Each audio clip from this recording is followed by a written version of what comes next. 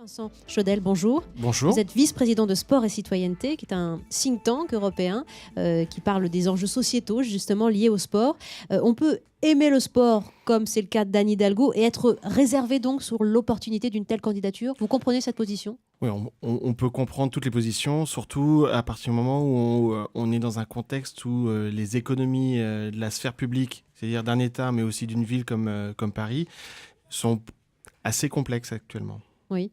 On aura les moyens d'y rêver un peu plus tard. C'est une question de mois, d'années, de décennies. Alors, c'est un sujet qui est bien plus complexe qu'il n'y paraît, parce qu'effectivement, une candidature, c'est beaucoup d'argent. En gros, Oui.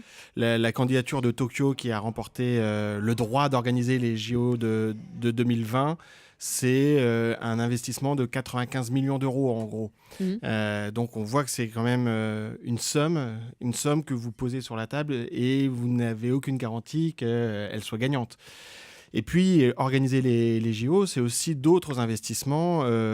Pour Londres, on parlait d'un budget de 3 milliards d'euros et on est plutôt arrivé à 12 à la fin. Ah oui, incroyable. Multiplié par Donc 4. il peut y avoir quand même des écarts. Ouais. Seulement, une fois qu'on a dit ça, on peut comprendre que ça fasse peur, mais les budgets, il faut les comprendre en deux. Un, une partie du budget de l'organisation, les événements eux-mêmes, et puis deux, les infrastructures. Sur la première partie, les JO sont en général dans un mécanisme d'autofinancement. Il y a des droits télé, il y a des partenariats, etc. qui fait que cette partie-là, en gros, elle s'équilibre. Ce qui ne s'équilibre pas, c'est si vous décidez de faire un TGV, si vous décidez d'étendre le tramway, par exemple. Comme on avait fait pour Albertville, comme Vladimir Poutine a fait pour désenclaver Sochi.